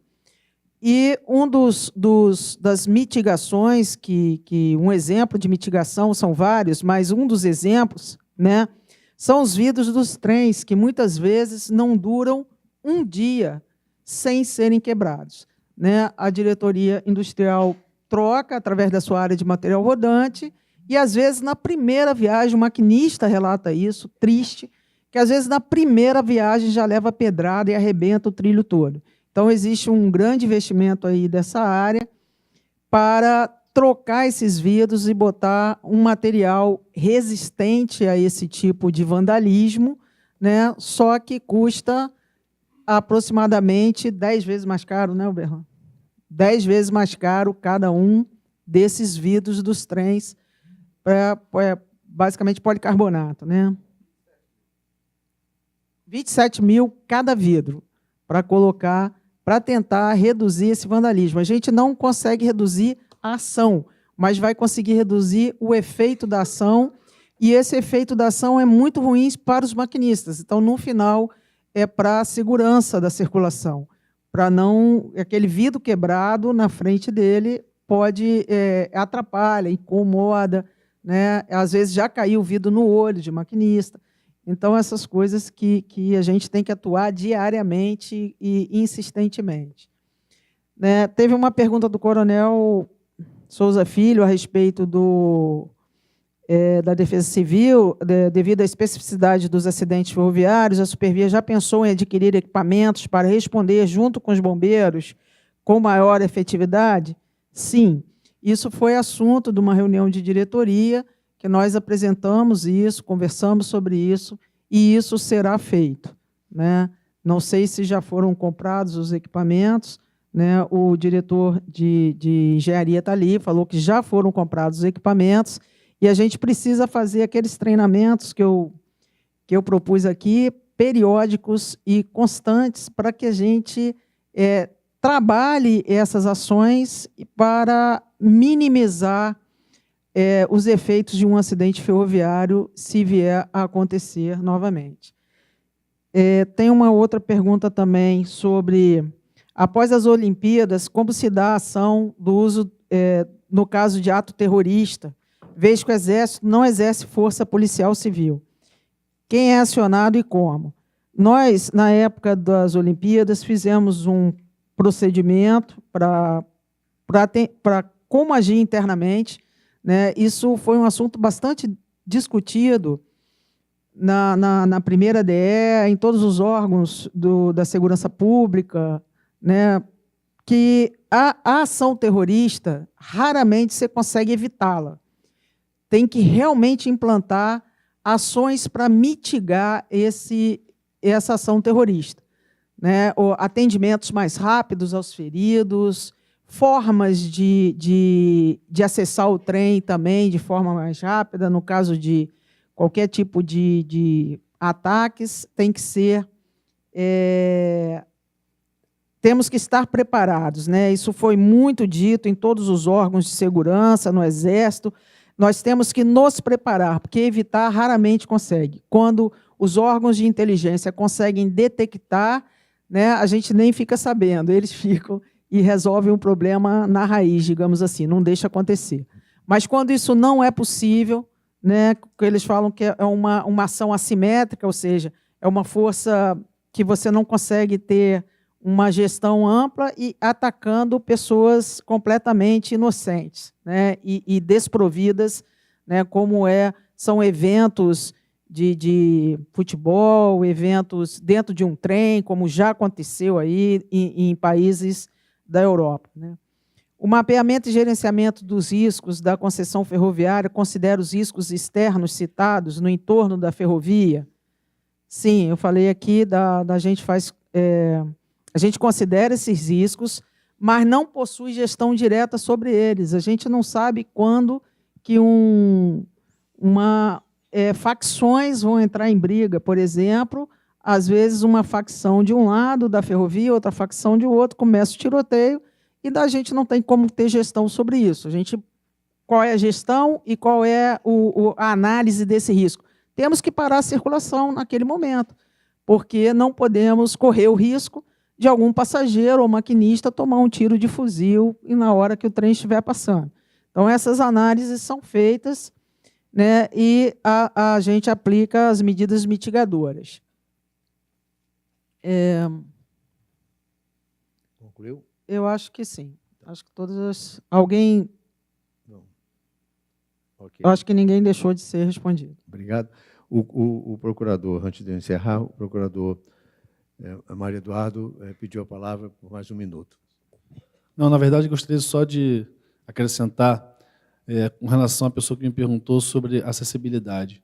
Foi realizado um termo aditivo no contrato de concessão e foi estabelecida uma meta que até 2020 todas as estações vão ter acessibilidade para pessoas portadoras de deficiência. Então, essa informação é bem relevante. E eu quero ressaltar só mais uma coisa. O papel do usuário tem que ser colaborativo com a agência reguladora. Nós temos limitações de pessoal. Nós, usuários, eu também sou usuário, somos 13 milhões de pessoas. Se 13 milhões de pessoas que usam os transportes puderem dar informação para a agência, participar, tendo canais de contato com a AGETRANSP, melhorará muito mais a nossa fiscalização, a eficiência do serviço. Muito obrigado. Bom, gente, em primeiro lugar, eu queria, me cabe aqui encerrar, já com atraso, mas me cabe duas coisas. Primeiro, saudar o debate. É um assunto fora de moda no Brasil, se não fora de moda, com dificuldades, né, momentâneas na política brasileira. O debate está muito acalorado, muito violento nas redes sociais. Então, eu acho que fazer um debate no nível que nós fizemos aqui, com a disposição das concessionárias aqui de se expor, de vocês, na plateia, fazerem perguntas objetivas, no sentido de aprimoramento de tudo isso, eu acho que é preciso saudar tanto os concessionários quanto vocês por esse nível de comprometimento, né, com o debate, porque através dele é que a gente vai realmente aperfeiçoando, melhorando as ideias, avançando naquilo que a gente precisa avançar. Aí eu queria só fazer 5 ou 6 observações que me pareceram presentes nessa mesa para deixar registrado aqui, né, no meu papel de mediador. Primeiro, eu acho que a gente precisa, e ficou bom, acho que isso ficou muito patente, que nós estamos diante do tamanho e da complexidade dos sistemas que a gente está discutindo aqui, as melhorias, né, os aperfeiçoamentos. Nós somos 1,5 milhão de pessoas transportadas por dia, aproximadamente, e em mais ou menos, eu fiz a conta aqui, me perdoe a imprecisão, mas de 1.900 viagens. Nas horas de pico, viagens de mais de 3.000 passageiros. Imagina um incidente envolvendo 1 ou 2 embarcações ou mais, o quanto é que isso não pode gerar de um evento absolutamente traumático e que a gente tem que tomar todas as providências para que isso não ocorra. Então, eu acho que entender essa complexidade nos leva também a perceber que o estado da arte, de toda essa infraestrutura, das instalações, do material rodante, das estações, da acessibilidade, não é fácil resolver. Eu já, uma vez, numa reunião interna, num debate, a gente estava falando do sistema de metrô de Londres, o mais antigo do mundo, que fez um projeto recente, de algum tempo já, de acessibilidade, e algumas estações era impossível fazer acessibilidade. Então, a gente também precisa amadurecer esse debate com clareza, sem fortalecer, às vezes, o posicionamento emocionado, às vezes radical, e essa ideia do Brasil de ser... a gente tem capacidade de fazer muita lei, mas, às vezes, nem sempre de aplicá-las, né? Porque também exagera, às vezes, no tom e nos objetivos. Então, eu creio que cabe também nesse espaço aí, a gente precisa compreender esse estado da arte, também dados importantes aqui, como a esclerose da frota do metrô, e pontos que foram levantados e que certamente impactam em todo esse contingenciamento para que a gente realize essas 1.900, quase 2.000 viagens dia nesses 3 sistemas, de maneira cada vez mais segura, cada vez mais eficiente, cada vez com mais qualidade. Em terceiro lugar, também me chamou a atenção que nós estamos lidando, até como somos modais com diferenças, com marcos legais distintos, né? Apareceu aqui, das barcas ficou ainda mais acentuado isso, mas a gente lida com... E como a gente equaliza esse processo também, é um desafio importante, e achei a ideia da tabela mestra, né? uma inspiradora, né? Quem sabe a gente não pode reproduzir esse tipo de esforço. E aí eu diria também da experiência do homem ao mar, por que não um homem à linha, né? Também a gente tem os cuidados e os procedimentos que se tem no homem ao mar, também no homem à linha. Também me aguçou aqui essa afirmação dessas... Por conta desses marcos distintos legais, esses marcos legais tão distintos. Uma outra questão são os fatores externos. E aí acho que também isso ficou patente com os tiros, os tiroteios, o lixo na Bahia, as travessias no leito, as ocupações, não só lindeiras, mas algumas ocupações, e nós tivemos a oportunidade de fazer um percurso no ramal de Belford Roxo, algumas ocupações já internas à faixa de domínio, né? Inclusive com Cracolândia instalada, quer dizer, temos situações que intensificam, né, os riscos e colocam a situação de operação sob uma tensão e uma possibilidade de enfrentar problemas bem maior. Ao mesmo tempo que eu fico feliz em perceber que nós avançamos, né, na capacidade de prever, por exemplo, ações de terrorismo que estão um pouco... Pode acontecer, mas estão um pouco fora do nosso radar, da nossa vida, felizmente, mas talvez a gente pudesse, com essa mesma energia, essa mesma capacidade de articulação entre órgãos, trabalhar mais um pouco essas que são mais efetivas, ou que estão no nosso radar, a nos perturbar, a nos colocar em tensão. Talvez valesse a pena olhar para isso com mais, envolver o BOP, quem quer que seja, nesse trabalho. Eu acho que seria mais proveitoso e mais produtivo, sem deixar de considerar a perspectiva do terrorismo para não ferir aí talvez suscetibilidades mais rigorosas.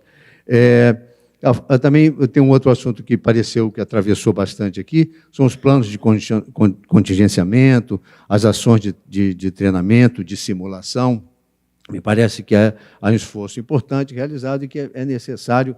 Realmente não é uma prática muito comum entre nós, né? A gente vê em outros países, isso é muito mais difundido, mas é importante investir nisso porque é simulando, é fazendo com que as pessoas se habituem a conviver com o inesperado, porque também, às vezes, tem um nível de reação dos usuários, às vezes muito acirrado, muito impaciente, é por conta talvez dessa falta de cultura, de hábito, melhor dizendo, no sentido de simular, de interromper, de trabalhar com isso mais efetivamente na pauta, no dia a dia, né, no usufruto desses sistemas.